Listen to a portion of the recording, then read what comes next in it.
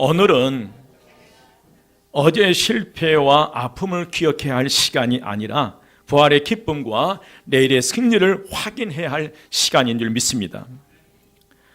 십자가의 고난을 바라보며 부활의 영광을 맛보는 그리스도인은 모든 환경과 시대를 역류하여 살아가는 능력이 있습니다. 거대한 통나무들이 물결 속에 둥실둥실 떠내려갑니다. 어느 것 하나 역류해서 올라가지는 못합니다. 그 이유는 잘려치고 죽어 있기 때문입니다. 그러나 살아있는 피라미는 아무리 작다 할지라도 물결을 거슬러 올라갑니다. 마찬가지입니다. 믿음이 죽어 있는 성도들은 아무리 많은 것을 소유하고 있다 할지라도 세파 속에 떠내려갑니다. 그러나 믿음이 살아있는 성도는 환경을 역류할 줄 믿습니다. 믿음에 살아있는 성도들은 모든 악조건을 뒤집는 능력이 오늘 저와 여러분에게 있습니다. 신앙생활은 곧 뒤집기의 역사라고 할 수 있습니다. 신앙 안에서는 불행의 행복으로, 불가능의 가능으로, 지옥의 천국으로, 죽음이 부활로 뒤집어집니다. 그런데 역사상 최대의 뒤집기가 있다면 예수 그리스도의 부활 사건일 것입니다. 여러분, 예수님께서 무덤 문을 열고 부활하셨습니다. 우리도 또한 반드시 부활할 수 있으리라 믿습니다. 우리에겐 부활의 감격이 있습니다. 역전의 능력이 있습니다. 실패를 뒤집어 승리로, 상처를 받고 축복으로 나아가시기를 주 이름으로 축원드립니다. 오늘 본문의 안식일이 지나자마자 세 여인이 바쁘게 움직이기 시작했습니다.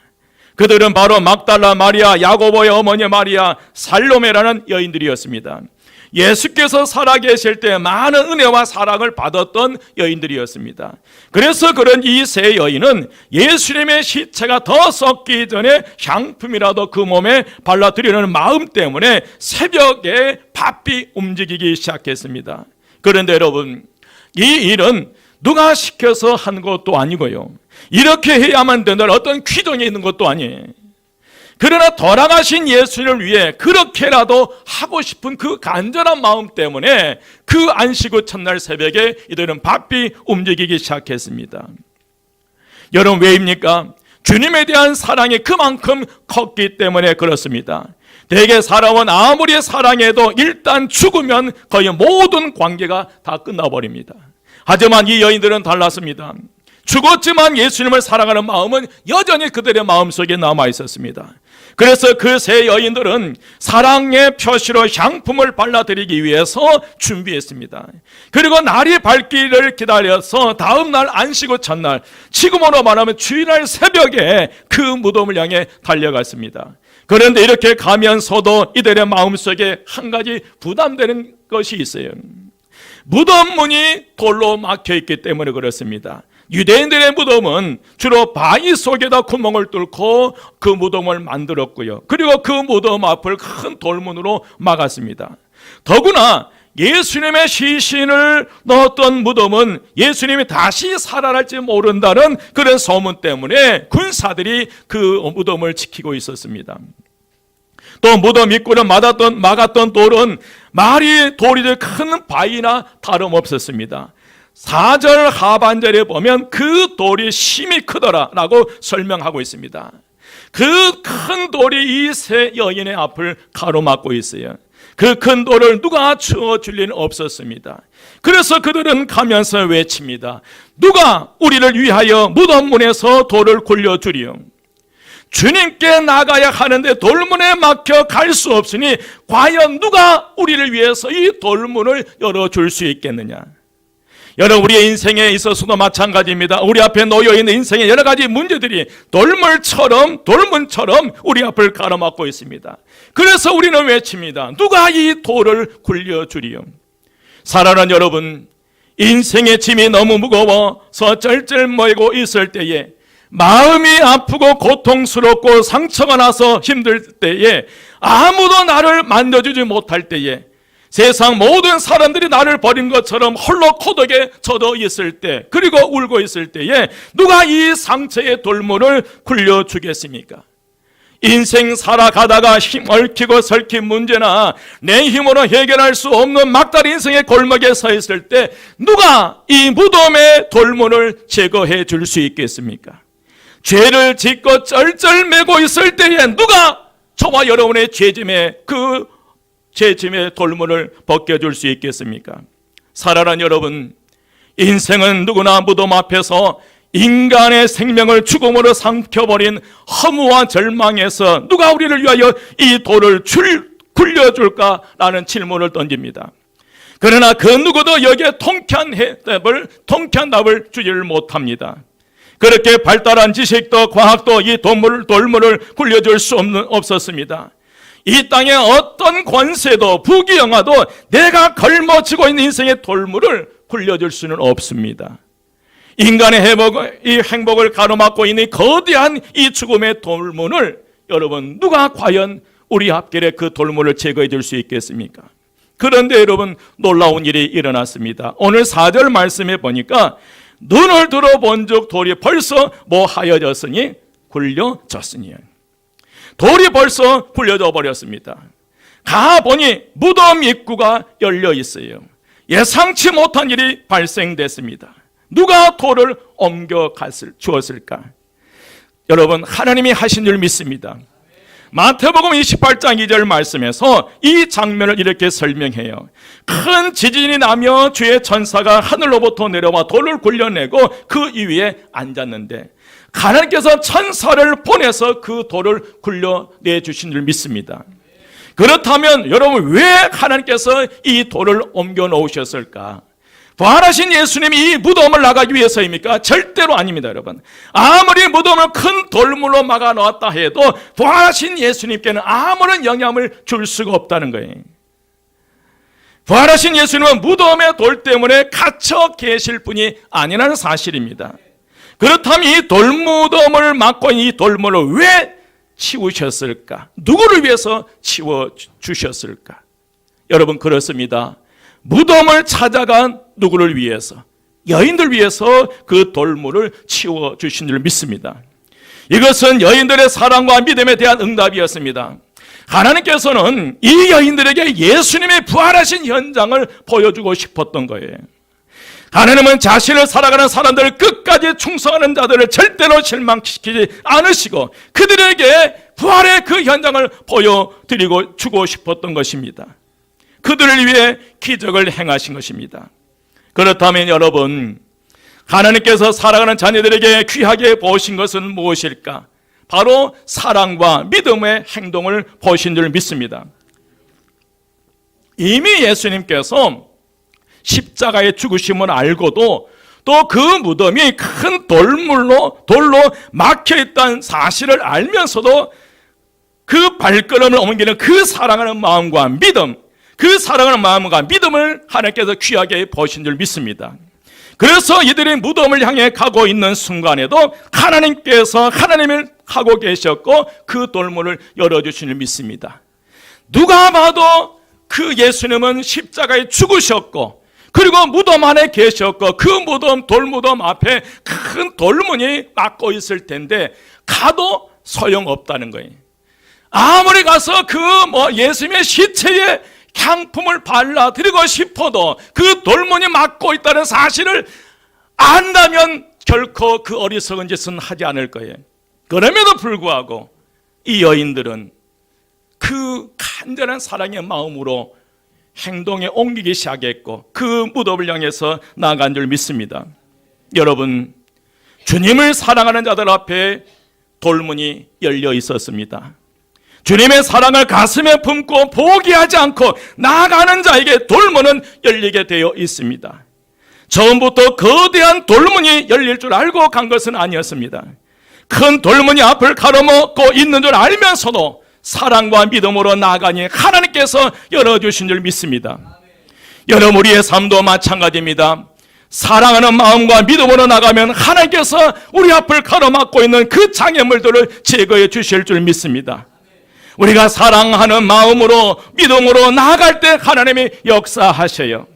내 눈앞에 보이는 현상을 보며 미리 포기하지 마십시오. 예수님 이미 십자가에 죽었고 그 예수는 무덤에 갇혔다는 이 현상을 보고 있던 이들은 그 자리에 슬퍼하며 울고 있었지만, 그러나 이 세 여인들은 그 향품을 가지고 주님을 향해 나간 줄 믿습니다. 여러분, 여러분의 환경이 힘듭니까? 여러분이 살고 있는 상황이 어렵습니까? 꼼짝 못하게 합니까? 그 상황 때문에 주저앉고 그냥 울면서 슬퍼하고 있는 것은 아닙니까? 여러분 기억하십시오. 슬퍼하고 울고 있는 자들에게는 결코 돌문이 열리지 않습니다. 한번 따라서 해보십시오. 슬퍼하고 울고 있는 이들에게는 결코 돌문이 열리지 않습니다. 아멘. 10절 말씀에 마리아가 가서 예수와 함께 하던 사람들이 슬퍼하며 울고 있는 중에 이 일을 알림해 부활하신 주님께서 7 귀신 들려 고통 속에 있는 그 막달라 마리아를 치유해 주셨는데, 그 은혜로 이 막달라 마리아는 평생 동안 예수를 섬기는 삶을 살았어요. 그런데 가장 먼저 예수님께서 이 막달라 마리아에게 부활하신 자신의 몸을 보여주시면서 그에게 새로운 사명을 주었다는 거예요. 지금 예수와 함께 하는 이들이 슬퍼하고 울고 있는데 그들에게 부활의 사실을 알리라는 거예요.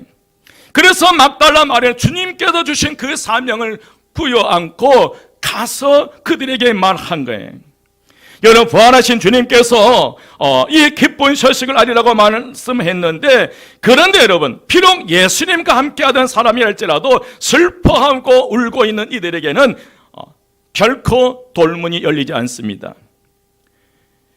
여러분, 아무리 교회를 열심히 다니고 열심히 봉사하였지만 그러나 주저앉아 단식하며 한숨만 쉬며 슬퍼하는 이들에게는 결코 돌문이 열리지 않습니다. 열심히 주일 성수하고 열심히 헌금하고 열심히 봉사하는데 그러나 문제 앞에서 주저앉아 슬퍼하고 울며 있는 그들에게 결코 돌문이 열리지 않는다는 사실입니다. 여러분, 실수의 자리에서 모든 것을 포기하고 절망의 늪에서 허우적거리는 이들에게 돌문이 열리지 않습니다. 이들은 예수님께서 부활하셨다는 사실을 듣고도 도무지 믿지 못한 거예요. 11절 말씀이, 여러분 11절 말씀을 한 목소리로 함께 봉독합니다. 다 같이 시작. 그들은 예수께서 살아나셨다는 것과 마리아에게 보이셨다는 것을 듣고도 믿지 아니하니라. 아멘. 슬퍼하고 울고 있는 이들에게 부활의 기쁜 소식을 전하였지만 그들은 결코 이 부활의 사실을 믿지 않았습니다. 여러분, 왜 그렇습니까? 부활하신 예수 그리스도를 만나지 못했기 때문에 그래요. 사랑하는 여러분, 슬퍼하며 울고 있는 이들에게 있어서 예수는 십자가에 못 박히셨고 지금은 무덤에 묻혀 있을 뿐이에요. 이미 그들의 인생의 결론을 지어버린 거예요. 내 인생에 내가 평생 동안 주를 따라다니면 뭔가 좋은 것을 얻을 줄 알았는데, 그런데 그 예수가 아무 힘없이 십자가에 죽어버렸고 그 예수가 무덤에 갇혀있다. 이게 우리의 신앙관이라면 여러분 기억하시고 결코 우리의 인생에 기적은 없습니다. 왜냐하면 그들의 기억 속에 예수는 무덤 속에 갇혀있기 때문에 그렇습니다. 결국 이들에게 있어서는 부활이 없고 기적은 없었습니다. 늘 십자가의 고난만 있을 뿐이었습니다. 이들에게 있어서 무덤만 존재합니다. 하지만 이 세 여인들은 다른 사람이 슬퍼하며 울고 있을 때 사랑의 마음을 가지고 무덤을 향해서 나간 줄 믿습니다. 그리고 담대하게 돌문이 열린 그 무덤 안으로 들어가요. 5절 말씀입니다. 무덤에 들어가서 흰 옷을 입은 청년이 우편한 것을 보고 놀라며 세 여인은 깜짝 놀랐습니다. 분명히 그 무덤 안에 계시할 예수님의 시체가 보이지 않고 웬 흰 옷 입은 청년이 그곳에 앉아 있는 것입니다. 깜짝 놀란 세 여인에게 흰 옷 입은 천사가 그들에게 말합니다. 6절 말씀 함께 봉독합니다. 6절 다 같이 시작. 청년이 이르되 놀라지 말라. 너희가 십자가에 못 박히신 나사렛 예수를 찾는구나. 그가 살아나셨고 여기 계시지 아니하니라. 보라, 그를 두었던 곳이니라. 아멘. 아멘. 여러분, 이 세 여인들은 십자가에 죽으신 예수, 무덤에 묻히신 예수를 찾았지만 그러나 그 여인들은 뜻밖에도 예수 그리스도께서 부활하셨던 사실을 깨닫게 된 거예요. 부활하신 예수님은 무덤에 계시지 않았습니다. 빈 무덤이었고요. 부활하신 예수님은 무덤에 계시지 않았습니다. 더 이상 예수님의 무덤을 찾아갈 필요가 없다는 사실입니다. 이제 우리는 부활하신 예수님을 만나기 위해서 갈릴리로 나가야 될 줄 믿습니다. 여러분, 부활하신 예수님께서 당신이 친히 묻혔던 무덤 앞에서가 아니라 갈릴리에서 만나자고 외칩니다. 여러분, 7절 말씀이에요. 7절 말씀 함께 합독합니다. 다 같이 시작. 가서 그의 제자들과 베드로에게 이르기를 예수께서 너희보다 먼저 갈릴리로 가시나니 전에 너희에게 말씀하신 대로 너희가 거기서 배우리라 하라 하는지라. 아멘. 여러분, 참 감사하게도 천사가 특별하게 베드로의 이름을 거론합니다. 가서 그의 제자들과 베드로에게 이르기를. 여러분, 천사가 베드로를 특별히 언급한 것은 닭에 울리기 전 3번 부인하는 주님의 말씀을 들었음에도 불구하고 이 베드로가 닭에 울리기 전 예수님을 3번 저주하면서 부인하게 돼요. 그 사건으로 인해서 슬퍼하며 울며 자괴감에 빠져있는 그에게 가장 먼저 부활 소식을 알리라는 거예요. 그리고 너는 더 이상 슬퍼하거나 울 필요가 없다는 거예요. 그리고 갈릴리로 어서 오라는 거예요. 또한 오늘 본문을 통하여 우리에게 주목시키는 한 단어가 있는데, 예수께서 너희보다 먼저 갈릴리로 가시나니, 먼저라는 이 단어예요. 우리는 여기서 먼저 가서 기다리는 예수님, 앞서 가시는 주님의 모습을 발견할 수 있어요. 여러분, 주님은 언제나 먼저 가셨습니다. 먼저 저희들의 발을 씻겨주셨고, 먼저 섬기셨고, 먼저 고난을 받으셨는가 하면 먼저 저와 여러분 앞서 죽으신 줄 믿습니다. 여러분, 기억하십시오. 부활하신 예수님께서는 회개하면 용서하겠다가 아니에요. 한번 따라서 합니다. 내가 회개하면 용서하겠다는 뜻이 아닙니다. 여러분, 우리가 회개하면 용서하겠다가 아니라 부활하신 예수님께서 이제 용서하고 먼저 제자들을 찾아가신 줄 믿습니다. 너희들이 돌아오면 내가 사랑하겠다가 아닙니다. 이미 사랑하기에 먼저 그 제자를 위해서 달려가신 줄 믿습니다. 그런데 여러분, 제자들은 어떠했습니까? 제자들은 십자가 앞에서 자신들의 모든 치부를 다 드러내버렸어요. 예수님께서 고난과 죽음과 부활을 말씀하실 때에 제자들은 천국에서 누가 크냐 라는 사실로 논쟁했어요. 예수님께서 겟세마네 동산에서 땀방울이 핏방울이 되도록 기도하실 때에 베드로, 요한, 야곱은 졸고 있었어요. 예수님께서 십자가에 고통당하실 때 다른 제자들은 다 도망가 버렸습니다. 장담했던 베드로는 예수를 저주하면서 3번씩이나 부인했어요. 결국 그들은 예수님께서 십자가에 죽으시고 무덤에 묻히시자 그들이 할 수 있는 일이라고는 그저 모여서 슬퍼하며 애통하며 우는 것뿐이었습니다. 여러분, 혹시 여러분 힘겨운 여름 문제 앞에서 슬퍼하며 울고 있지는 않으십니까? 오늘 분명히 주님께서 그런 제자들에게 예수님께서는 갈릴리에서 다시 만나자고 말씀하셨어요. 여러분, 왜 갈릴리에서 다시 만나자고 우리에게 그들을 초청하십니까? 거기에서 다시 시작하자는 거예요. 갈릴리는 예수님의 제자들을 처음 만나서 헌신을 결단하게 하신 것이고 치유와 회복과 복음을 주신 것이 갈릴리 땅입니다. 예수님이 부활하시고 처음 하신 명령은 땅끝으로 가라는 명령이 아니었어요. 예루살렘을 떠나지 말라는 명령이 아니었어요. 갈릴리에서 다시 만나자는 것입니다. 주님께서는 다시 그들과 함께 시작하고 싶으셨던 거예요. 예수를 부인하고 도망가는 실패자들, 그들과 함께 갈릴리에서 다시 그들과 함께 새 역사를 써 내려가기 위해서 그들을 초대하신 줄 믿습니다. 여러분, 신앙생활을 하다가 중심을 잃고 주저앉은 분이 계십니까? 사랑과 제도에, 이 사람과 제도 때문에 실망하여서 주저앉은 분이 계십니까? 그들이 다시 모여야 할 곳은 바로 갈릴리입니다. 이번에 우리가 계란 나눔을 하는데 어떤 사람에게는 계란 하나고요, 어떤 분에게는 작은 쇼핑백에 음료수 하나, 계란 2개, 오늘 여러분들이 나누어 드릴 거예요. 그런데 그 받으면 어떤 기도가 나오냐면, 주님, 오늘 이들이 목요일과 금요일날 전도를 했는데, 나눔을 했는데 계란 하나가 되었든지 쇼핑백이 되었, 주님, 그들이 받는 그들에게 다시 부활의 신앙이 회복되게 하옵소서. 세상 살아가다가 좌절과 절망 가운데 포기하는 인생이 있다면 이 선물을 통해서 다시 부활의 신앙이 불릴듯이 일어나게 하옵소서. 주님, 그들이 다시 갈릴리로 가서 새로운 인생을 시작하기를 원합니다. 그 심정이었어요. 여러분,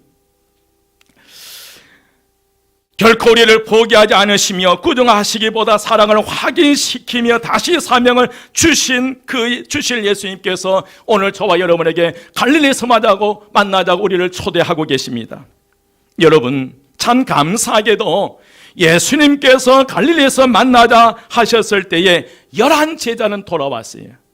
11 제자들은 여러분 어떤 제자들입니까? 예수를 부인했던 베드로를 비롯해서 자기 살자고 다 도망갔던 자들이었어요. 차마 주님을 뵐 면목이 없는 이들이 주님의 11 제자였어요.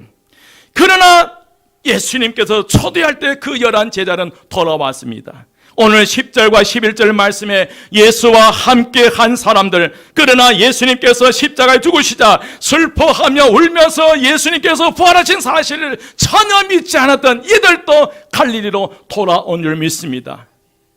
그런데 여러분, 딱 한 사람, 그 한 사람이 돌아오지를 못했어요. 여러분, 그 한 사람이 여러분들이 아니시기를 주의 이름으로 축원드립니다.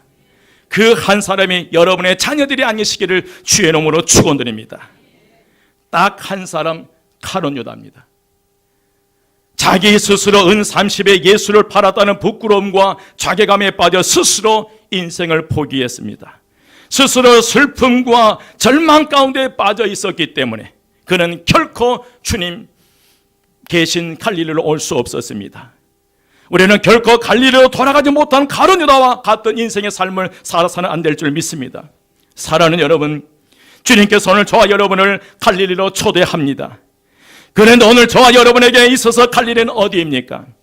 우리의 삶의 터전이 지금 우리에게 갈릴리인 줄 믿습니다. 지금도 말씀이 이루어지는 기적의 현장이 우리의 삶의 터전이에요. 여러분, 갈릴리에 주님이 계신 것처럼 저와 여러분의 삶의 터전 그곳에 반드시 주님이 함께 계신 줄 믿습니다. 우리는 우리의 삶의 터전에서 주님을 만나야 합니다. 그리고 그 삶의 터전에서 주님께서 베푸르신 기적을 체험해야 될 줄 믿습니다. 우리 포도주가 되는 기적을 체험해야 됩니다. 여러분 기억하십시오. 십자가에 못 박히신 예수님은 무덤에 계시지 않습니다. 한번 따라서 합니다. 십자가에 못 박히신 예수님은 무덤에 계시지 않습니다. 여러분, 죽음을 절망을 상징하는 무덤 속에 죽어 지내는 것이 아니라 제자들의 삶의 터전은 갈릴리에 주님이 그곳에 먼저가 기다리신 줄 믿습니다.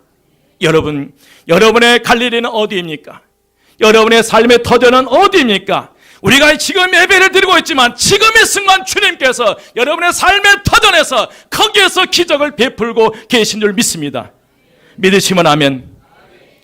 또한 우리를 갈릴리로 초대하신 이유는 새로운 사명을 부여하기 위해서입니다.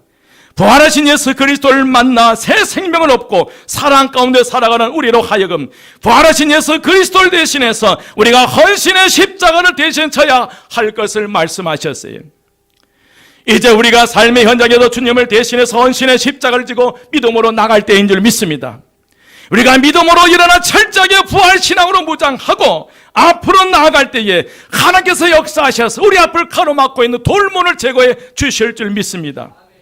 여러분, 고통과 아픔과 괴로움 속에 슬퍼하며 울고 주저한 이들에게 결코 돌문은 열리지 않습니다. 좌절과 절망의 늪에서 허우적거리는 그들에게는 돌문이 열리지 않습니다. 내 상황이 아무리 연약하고 힘들어도 그러나 주님의 그 사랑을 믿고 주님을 바라보면서 그 자리에서 일어나 막막한 그 현실 속에서 그러나 믿음으로 나아갈 때 하나님께서 여러분 앞에 불 가로막고 있는 모든 장애물들을 제거해 주실 줄 믿습니다. 우리가 믿음으로 일어나 철저하게 부활 신앙으로 무장하고 앞으로 나갈 때에 하나님께서 역사하시고 하나님께서 하나님의 방법으로 우리의 인생을 가로막고 있는 모든 돌문을 열어주실 줄 믿습니다. 간절히 기도합니다. 여러분의 삶의 현장이 기적의 현장이 되시기를 주의 이름으로 축원드립니다. 다른 곳에서 예수 찾지 마십시오. 예수님은 무덤에 계시지 않습니다. 여러분의 갈릴리, 여러분의 집에 예수님이 계시고요. 여러분 힘겹게 살아갈 수밖에 없는 삶의 터전의 그곳에 주님이 계십니다. 여러분의 일터에 주님이 계시고요. 여러분의 사업장에 주님이 계신 줄 믿습니다. 그곳에서 주님을 통해 기적을 맛보시기를 주의 이름으로 축원드립니다. 여전히 하나님은 살아계십니다. 물이 포도주가 되는 기적이 일어나고요. 오병이어의 기적이 지금도 일어나고 있습니다. 여러분 주저앉지 마십시오. 다시 일어나서 우리는 다시 헌신의 십자가를 지고 미래를 향해서 한 걸음 한 걸음 나가야 될 줄 믿습니다. 2024년 3월 부활주일에 여러분의 인생의 앞길을 가로막는 모든 돌문이 열려져서 대역전군이 일어나시기를 주의 이름으로 축원드립니다. 기도드리겠습니다. 이제는 부활하셔서 새 생명의 길을 열어주신 주 예수 그리스도의 은혜와 우리를 사랑하셔서 독생자를 이 땅에 보내주시어 십자가 고난까지도 받게 하시는 하나님, 우리 아버지의 한량없인 사랑과 지금도 살아계셔서 생명의 삶을 살아가라고 격려해 주시는 성령의 치밀하신 교제가 모든 성도와 가정과 지역사회와 하나님께서 사랑하신 이 나라 이 민족 위에 지금부터 영원까지 함께 하시기를 간절히 축원드리옵나이다. 아멘.